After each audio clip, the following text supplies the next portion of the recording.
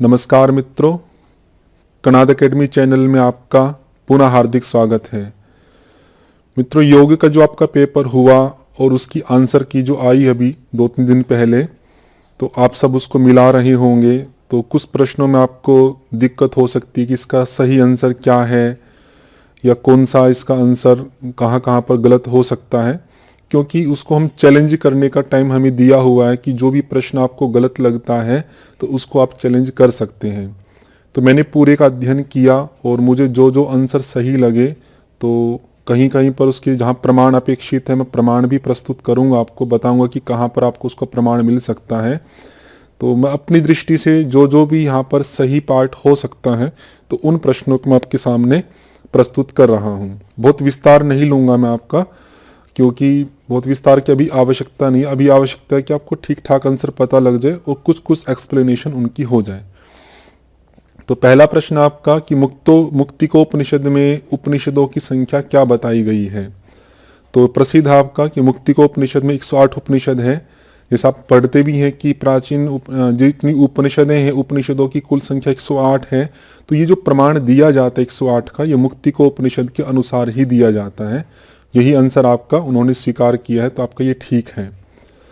फिर आपका जो आपकी थेरेप्यूटिक योगा है उस यूनिट से आपसे पूछा गया है कि जो BMI होता है आपका बॉडी मास इंडेक्स, तो उसके अनुसार आपको बताना है कि किसके आधार पर उसको निकालते हैं, कि क्या क्या उसके अंदर वेरिएबल्स यूज किए जाते हैं।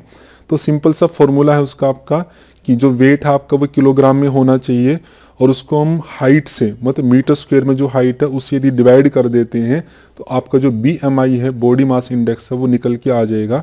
ये आंसर आपका फर्स्ट वाला इसमें बनेगा और ये आपका यही आंसर उन्होंने स्वीकार किया भी है। थर्ड पार्ट आपका एनाटॉमी से है, bones of axial skeleton are. तो एक्सियल स्केलेटन की कौन कौन सी बोन्स है आपकी, तो क्लेविकल है आपकी। तो तो आपके स्केलेटन के दो पार्ट होते हैं आपकी, एक एक्सियल होता है, एक अपेंडिकुलर स्केलेटन होता है। तो एक्सियल जो है उसमें आपके स्कल का पार्ट है आपका और साथ में आपकी बीच का जो वर्टिब्रे इत्यादि का पार्ट है वो सब उसके अंदर आते हैं। और जो अपेंडिकुलर है उसमें कंधे का है, हाथ का है, पैर का है, हिप्स का है, ये सब पार्ट आपके एक्सियल के अंदर आते हैं, सॉरी अपेंडिकुलर में आते हैं। तो क्लेविकल है, वो स्कैपुला है आपके, ये आपके अपेंडिकुलर स्केलेटन का पार्ट है। और वर्टिब्रे है, स्कल है, हायोड बोन है जो गले के अंदर पाई जाती है, ये सब आपके एक्सियल के पार्ट है। तो हमें एक्सियल वाले बताने थे, तो उसी हिसाब से आपका बी हो जाएगा, आपका डी हो जाएगा और ई, BDE फोर्थ ऑप्शन आपका सही हो जाएगा। नेक्स्ट देखिएगा आपका एसर्सन रीजन का दिया है कि प्राणायाम करने से सभी प्रकार के रोगों का क्षय हो जाता है। बिल्कुल सामान्य बात है कि प्राणायाम करेंगे तो रोगों का क्षय हो जाएगा। उसके कारण के रूप में दिया है कि जिस प्रकार हाथी, बाघ आदि को धीरे धीरे वश में किया जाता है, उसी प्रकार प्राणवायु पर नियंत्रण प्राप्त करना चाहिए। ये पंक्ति भी स्वतंत्र रूप से ठीक है। ये हठ योग के ग्रंथों में आता है कि प्राण को धीरे धीरे वश में करो, कि जैसे हाथी को वश में धीरे धीरे किया जाता है वैसे प्राण को। तो पंक्ति स्वतंत्र तो ठीक है, लेकिन रोगों के क्षय के रूप में ये पंक्ति कोई भी व्याख्या नहीं कर रही है कि किस कारण से हो जाता है या कैसे हो जाता है, क्या रीजन हो सकता है। इसलिए कहेंगे कि दोनों स्वतंत्र रूप से ठीक तो है, लेकिन दूसरी पंक्ति पहले की व्याख्या सही प्रस्तुत नहीं करती है। अगला प्रश्न देखिएगा, ये आपका फैक्चुअल पार्ट पूछा गया है कि अलग अलग पटल है। तो इन्होंने ग्रंथ नहीं लिखा है, लेकिन आपको पता है कि जो पटल है आपकी वो शिव संहिता के अंदर ही है। तो पटल हम अध्याय को ही कह सकते हैं। तो यहाँ पे 5, प्रथम, द्वितीय, चतुर्थ और पंचम, ये 4 आपके पटल हैं और उनके अंदर अलग अलग आपके विषय दिए गए हैं। तो आपको बताना है कि किसमें कौन सा विषय है। तो इसी द फैक्चुअल पार्ट है, आप इसको मैच करके देख सकते हैं। तो उन्होंने सही दिया है कि जो प्रथम पटल है उसमें अनेक प्रकार की दार्शनिक मान्यताएं प्रस्तुत की गई हैं। इससे प्रश्न आपका पहले भी आया था। उनको बताया गया कि ये सारी जो दार्शनिक मान्यताएं हैं ये गलत है आपकी। फिर आपका जो ज्ञान कांड है उसको स्वीकार करना चाहिए, इत्यादि चर्चाएं आपकी उसके अंतर्गत आती है।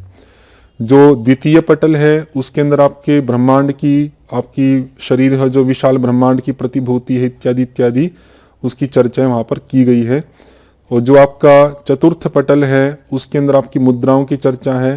पंचम पटल है, क्योंकि 5 ही पटल है तो इसमें सरल वाला जो पार्ट क्या था आपका, प्रथम पटल के लिए काफ़ी प्रसिद्ध दार्शनिक मान्यताओं वाला, और पंचम पटल के लिए भी काफ़ी प्रसिद्ध है कि योग के जो साधक हैं, अलग अलग प्रकार के अच्छे साधक हैं या मध्यम स्तर के साधक हैं, तो ये आपका लास्ट वाले पटल में आता है। इस आधार पर आपका सेकंड ऑप्शन ठीक हो जाता है। ये आपका टेक्निकल पार्ट आपका एनाटॉमी से पूछा है। The volume of air breathe in and out of lungs in a healthy individual is known as, कि जो हम श्वास ले रहे हैं, एयर ब्रीथ इन और आउट लेते हैं और छोड़ते हैं एक लंग्स के द्वारा, तो उसको हम क्या बोलते हैं उस एयर को, तो वॉल्यूम को क्या बोलते हैं, टाइडल वॉल्यूम कहा जाता है। टेक्निकल वर्ड है, आपको याद होगा तो ही आप बता सकते हैं। ये बिल्कुल सही इन्होंने बताया, आंसर भी सही स्वीकार किया है, तो उसको टाइडल वॉल्यूम कहा जाता है। मैं ज़्यादा व्याख्या नहीं कर रहा हूँ, बस आपकी परीक्षा के लिए जितना आप चैलेंज पार्ट कर सके उतना पार्ट मैं आपको बता रहा हूँ। घेरंड संहिता के अनुसार पूछा, ये क्वेश्चन रिपीट है, पहले भी आ चुका है, कि किसी व्यक्ति को इन मौसमों में योगाभ्यास शुरू नहीं करना चाहिए। तो किन किन में शुरू नहीं करना है, वो नहीं वाला पार्ट आपको बताना है। इसमें हेमंत है, शिशिर है और वर्षा है। 3 ऋतुओं में योगाभ्यास प्रारंभ करने के लिए मना किया गया है। वसंत या शरद ऋतु में हम योगाभ्यास प्रारंभ कर सकते हैं। इस आधार पर आपका फर्स्ट ऑप्शन ठीक हो जाएगा। ये आपका त्रिशकी ब्राह्मणोपनिषद से है। चित्तस्य निश्चली भावोह धारणा, तो वहां पे अष्टांग योग में अलग अलग यम नियम इत्यादि की परिभाषाएं दी हैं, बिल्कुल यूनिक परिभाषाएं हैं अधिकांशतया। इससे कई बार प्रश्न आपका पहले भी आ चुका है। तो पूछा कि ये धारणा की जो उपरोक्त व्याख्या किस उपनिषद में की गई है, ये त्रिशकी ब्राह्मणोपनिषद में। बिल्कुल सही आंसर उन्होंने दिया है।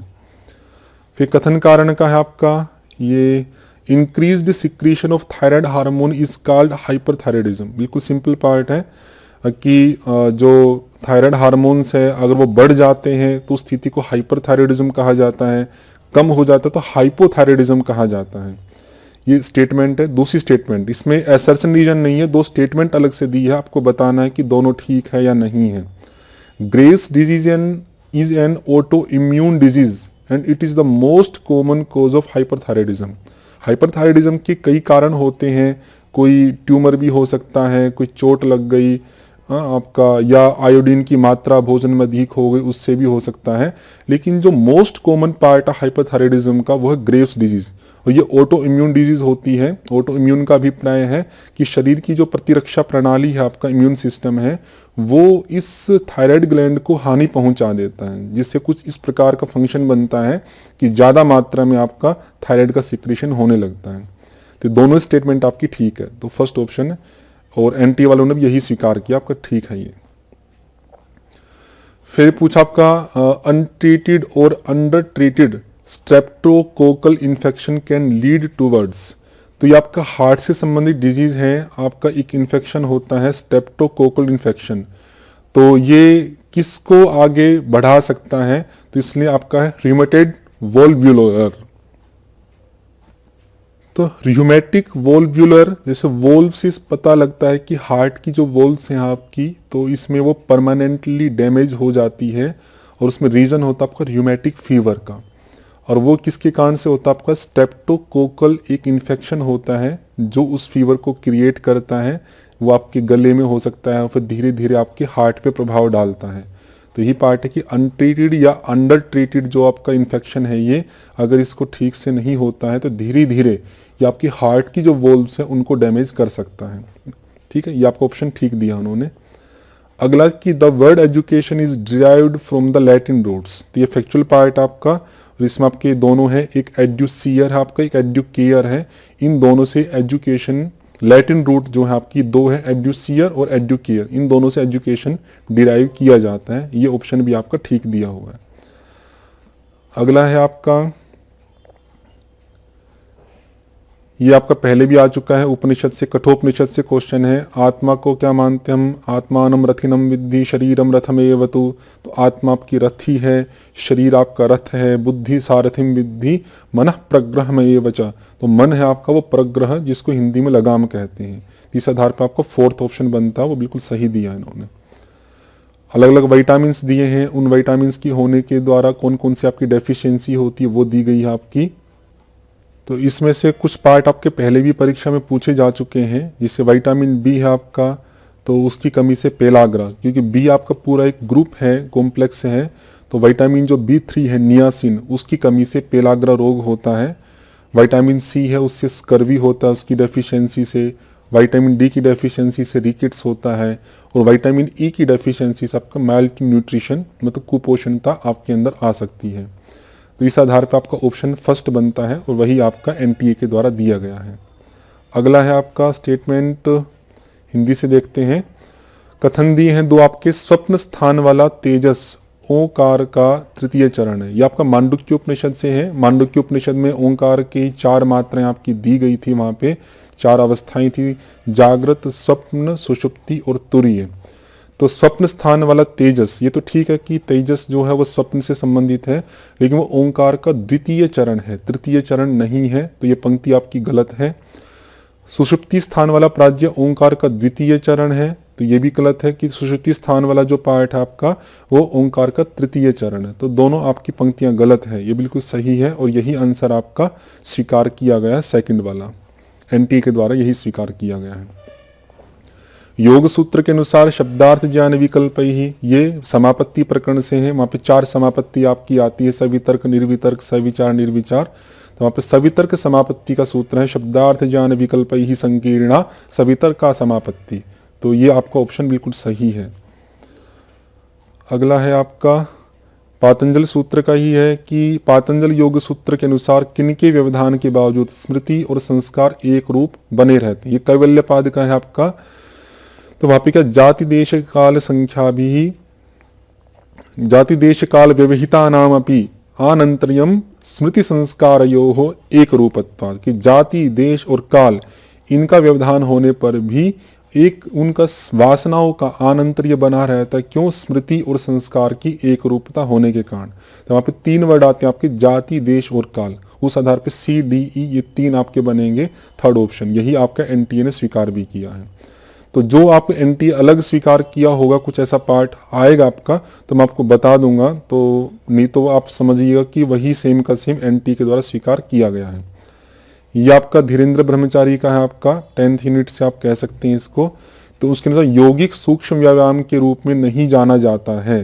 तो कौन कौन से, बहुत सारे यौगिक सूक्ष्म व्यायाम हैं जो धीरेन्द्र ब्रह्मचारी जी के द्वारा बताए गए हैं। तो सिंपल पार्ट आपका, तो जैसे हृदय गति है, सर्वांग पुष्टि है, तो ये कोई आपकी व्यायाम नहीं है। ठीक, हृदय गति होती है आपकी हृदय की गति, सर्वांग पुष्टि होती है आपकी सभी अंगों को पुष्ट होना। लेकिन वहाँ पे देखेंगे कि अधिकांश जो आपके एक्सरसाइज बताई गई है वहाँ पे कुछ शुद्धि रूप में है, कुछ मसल्स के स्ट्रेस के मतलब खिंचाव के रूप में है, टेंशन के रूप में। तो आप विकासक वर्ड यूज करते हैं, काफ़ी एक्सरसाइज में विकासक करते हैं। तो स्कंध शक्ति विकास, स्कंद बोलते हैं कंधे को, तो कंधे की शक्ति को विकसित करने वाला, तो ये एक्सरसाइज भी वहाँ पे बताई गई है। उच्चारण स्थल तथा विशुद्धि चक्र की शुद्धि, तो कंठ की शुद्धि से संबंधित वहां पर आपकी एक्सरसाइज कराई जाती है। तो ये बी और डी एक्सरसाइज तो है, लेकिन पूछा था कि जो नहीं जाना जाता है, उस आधार पर आपका ए और सी ऑप्शन आपका बनेगा, वही आपका स्वीकार किया गया है।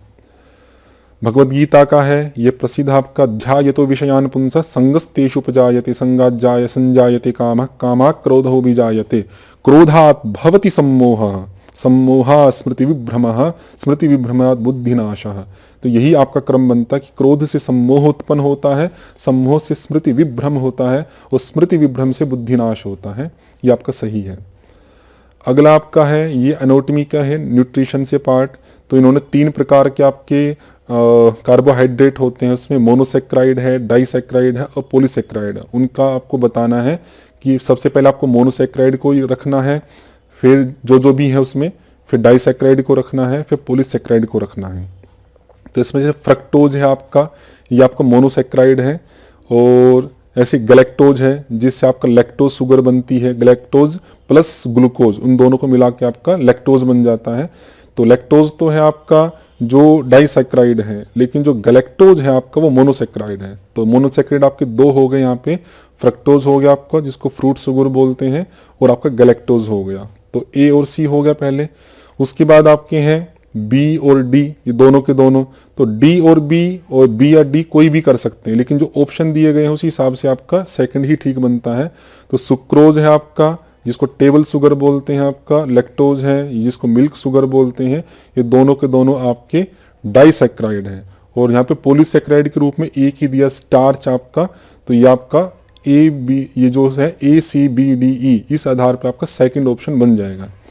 तो ये कैसे कैसे बने हैं उतनी व्याख्या मैं यहाँ पे नहीं करूँगा, आपका इतना ही आप जान लीजिएगा। अभी अगला प्रश्न देखिएगा, योग कुंडलिनी उपनिषद के अनुसार पूछा कि सहित कुंभक कौन कौन से हैं।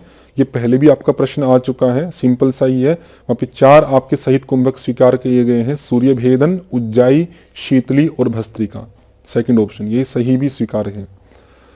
और ये पाठ योजना के संदर्भ में आपसे प्रश्न पूछा गया है, तो ये जो क्वेश्चन है आपका वैसे पाठ योजना का, लेसन प्लानिंग का, ये 9th यूनिट का आपका, और वह योगाभ्यासों की अध्यापन विधियां जो पुस्तक है उस पुस्तक से ये मैच होता है। लेकिन उस पुस्तक के आधार पर अगर देखिए कि सारी की सारी पंक्तियों को बिल्कुल यथावत समझ पाए तो वो थोड़ा कठिन है उसमें समझना, लेकिन एलिमिनेशन मेथड के आधार पर आप इसको कर सकते हैं।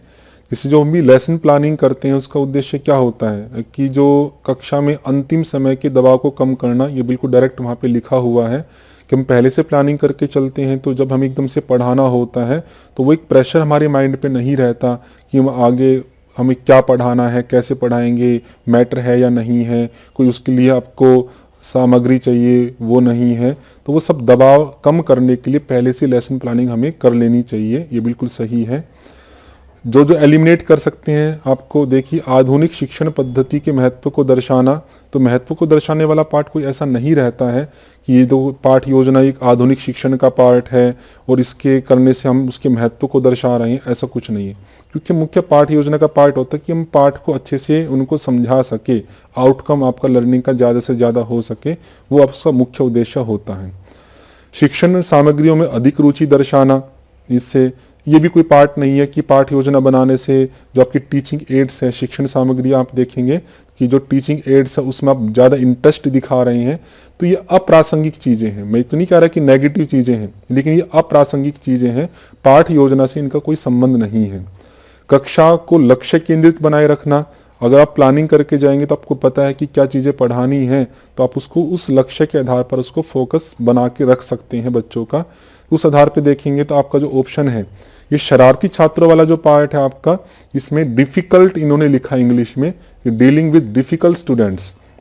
डिफिकल्ट के बहुत सारे अर्थ यहाँ पर किए जा सकते हैं कि जो ऐसे बच्चे हैं कठिनता से समझ पा रहे हैं या क्लास में एकाग्र नहीं हो पा रहे हैं, तो यदि आप प्लानिंग पहले से करके जाएंगे तो उनको भी आप डील कर सकते हैं, उनके अनुसार भी अपने पाठ को आप मैनेज कर सकते हैं। इस आधार पर आपका A, B और आपका E ये ऑप्शन बनता है।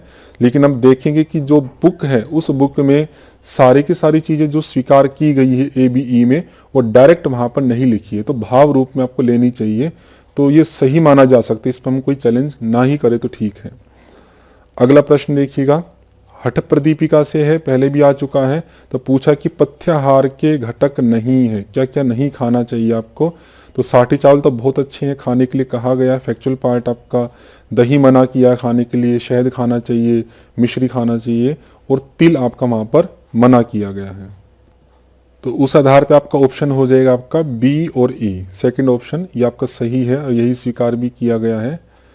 पातंजल सूत्र का पूछा है कि पातंजल योग सूत्र के अनुसार महाव्रत किन सीमाओं से रहित है। तो जाति देश काल समय नवच्छिन्नाः सार्वभौमाः महाव्रतम, उस सूत्र के आधार पर आपके जाति देश काल और समय, इन 4 से जो रहित है, इन सीमाओं में जो नहीं बंधा हुआ है, सार्वभौमिक होने के कारण से ही यमों को महाव्रत कहा जाता है। तो B, C, D, E ये ऑप्शन आपका ठीक हो जाएगा, यही आपका स्वीकार भी किया है। तो अगला है आपका, नीचे 2 कथन दिए गए हैं, कथन 1 और कथन 2। श्री अरविंद एक स्वतंत्रता सेनानी और योगी थे, ये बिल्कुल सही बात है कि योग की तरफ झुकाव होने से पहले वो एक क्रांतिकारी थे, और आप देखेंगे कि बहुत आक्रामक क्रांतिकारी थे। जैसे आपके 2 प्रकार के दल चलते हैं, एक शांति प्रिय थे, एक थोड़े क्रांति रूप में थे। तो श्री अरविंद क्रांति रूप में थे, फिर किसी घटना विशेष के बाद फिर ये जेल में गए, वहाँ से उनका वैराग्य हो गया था, फिर योगी की ओर उनका झुकाव हो गया था। पंक्ति बिल्कुल सही है, ये अलग प्रकार का प्रश्न है थोड़ा सा। फिर उनकी शिष्या थी आपकी श्री माँ, वो फोनर थी, तो उन्होंने पांडिचेरी में अरविंद आश्रम की स्थापना नहीं की आपकी। तो ये जो पंक्ति आपकी कही गई है, ये पंक्ति आपकी गलत है। क्योंकि श्री अरविंद है और जो श्री माँ है, उन दोनों ने मिलके अरविंद आश्रम की स्थापना की थी पांडिचेरी के अंदर, तो कथन 2 को गलत कहा जा सकता है। कुछ सोर्स मुझे जो मिले हैं तो उसमें उन्होंने केवल श्री अरविंद का ही वहाँ पे नाम लिखा है, लेकिन कहीं कहीं पर दोनों का भी नाम लिखा है, तो ये स्वीकार किया जा सकता है कि श्री अरविंद और उन्होंने दोनों ने मिलकर अरविंद आश्रम की पांडिचेरी में स्थापना की। और ऐसा कहा भी जाता है कि आश्रम की सारी जो व्यवस्था थी वो श्री माँ ही देखती थी, और पूरा उसको ग्रो करने का जो काम है सामान्य अवस्था से एक बृहद अवस्था तक पहुंचाने का, वो भी श्री माँ को ही वो आश्रय दिया जाता है, श्रेय दिया जाता है। और स्थापना के रूप में भी श्री माँ को कहा जा सकता है कि उनके साथ वो जुड़ी हुई थी, तो उन्होंने नहीं की, तो ये पंक्ति आपकी गलत है। इस आधार पर आपका थर्ड ऑप्शन ठीक हो जाता है कि पहला सत्य है लेकिन दूसरा आपका असत्य है। अगला है आपका अलग अलग अभ्यास है, उनसे क्या क्या आपके लाभ होते हैं वे लाभ दिए हैं। मत्स्येंद्रासन, मयूरासन, पश्चिमोत्तानासन आदि। तो मयूरासन है, ये पश्चिमोत्तानासन है, ये आपकी अग्नि को प्रदीप्त करता है। ये हठयोग के आपके अनुसार है। ये आपका हठ प्रदीपिका से पूछा गया है, और इसमें संस्कृत के जो वर्ड थे ना वो डाले हैं इन्होंने। जैसे मत्स्येंद्रासन में वहाँ पे आता है मत्स्येंद्र पीठम जठर प्रदीप्तिम प्रचंड रुग्मंडल खंडनास्त्रम। तो जठर प्रदीप्तिम ये आपका वर्ड आता है, मत्स्येंद्रासन से जुड़ जाएगा। और मयूरासन पश्चिमोत्तानासन में क्या आपका वर्ड आता है कि प्रसार्य पादौ इति पश्चिमतानमासानाग्र्यम पवनम पश्चिम वाहिनम करोति उदयम जठरानलस्य। तो जठरानलस्य उदयम ये आपका पश्चिमोत्तानासन के अंदर आता है। और मयूरासन में आपका आता है जारयेत कालकूटम, ये पंक्ति आपकी जो है ये आपकी मयूरासन की है। तो देखिए अब की बार के जो पेपर में ना काफ़ी सारे क्वेश्चन है जो पंक्तियों को लेकर पूछे गए हैं, तो इन्होंने सही आंसर दिया है। और वैसे भी करना इजी था ये, क्योंकि कालकूट विष तो आपने पढ़ा ही था, और कालकूट विष वाला जो लाभ था वो केवल मयूरासन में था। और इसी एक ऑप्शन से आप ठीक कर सकते कि बी का 4, क्योंकि बी का 4 किसी और में दिया नहीं है, तो फोर्थ ऑप्शन आपका इसमें सही होगा। एक ऑप्शन के आधार पर आप बता सकते थे। अगला प्रश्न देखिएगा, कठोपनिषद के अनुसार आपका पूछा श्रेष्ठता का उचित क्रम इंद्रियेभ्यो परा ही अर्था अर्थेभ्योश्च परम मनः इत्यादि करके। इंद्रियां हैं, इंद्रियों से परे उनके अर्थ है, अर्थ से परे मन है, मन से परे बुद्धि, बुद्धि से परे आत्मा। इस प्रकार से वहाँ पे क्रम दिया गया है। तो BADEC ये आपका आंसर सही है। अगला आपका हठयोग से है, तो अलग अलग पूछा कि क्या है। खेचरी आपकी मुद्रा है, बिल्कुल सही है। व्यान आपका प्राण है, क्रिकल आपका उपप्राण है, और जालंधर आपका बंद है। ये आंसर भी आपका सही दिया गया उसके अंदर, इसमें कोई व्याख्या की अपेक्षा नहीं है। ये घेरण संहिता का जो पूछा है इन्होंने, अष्टकुंभक का, तो इन्होंने श्लोक दी पूछा है कि अष्टकुंभक का जो है घेरण संहिता में वो कौन से श्लोक में मेंशन किया गया है। ये क्वेश्चन काफ़ी कठिन था, ऑप्शन भी कठिन थे इसके, और जो आंसर इन्होंने दिया वो बिल्कुल सही है आपका। जो श्लोक नंबर आपका 46 है उसके अंदर अष्टकुंभक का प्रयोग उल्लिखित है। जैसे सहितः सूर्य भेदश्च उज्जाई शीतली तथा भस्त्रिका भ्रामरी मूर्छा केवली च अष्टकुंभका। तो ये अंतिम है आपका, जो आपका ये इसमें आपका जो कुंभक के उसमें 8 कुंभकों का अंतिम तो नहीं है, उसके बाद सहित प्राणायाम आदि आगे और भी दिए हैं, लेकिन बस कहते 46वां जो आपका श्लोक है उसके अंदर अष्टकुंभक का उल्लेख है। अजीब सा प्रश्न है, चलिए फिर भी ठीक है आपका जो आंसर दिया गया है। फिर आपका acromegaly is a disorder due to excessive secretion of. ये जो आपका डिसऑर्डर है ये किसके अधिक सिक्रीशन के कारण से होता है, तो ये आपका ग्रोथ हार्मोन वाला पार्ट है। तो इसमें क्या होता है कि जो पिट्यूटरी ग्लैंड होती है आपकी, उसके द्वारा अधिक मात्रा में ग्रोथ हार्मोन्स का स्राव होता है, और बचपन में ही आपकी हड्डियां बढ़ने लगती हैं, जिससे हाइट है, शरीर का स्ट्रक्चर काफ़ी बड़ा हो जाता है। जाइंट रूप में हम कह सकते हैं कि काफ़ी उसकी स्थिति बन जाती है। तो सीधा सीधा इफेक्ट है आपका, और इसमें आपका आंसर बनेगा ग्रोथ हार्मोन। ये सही आपका दिया हुआ है।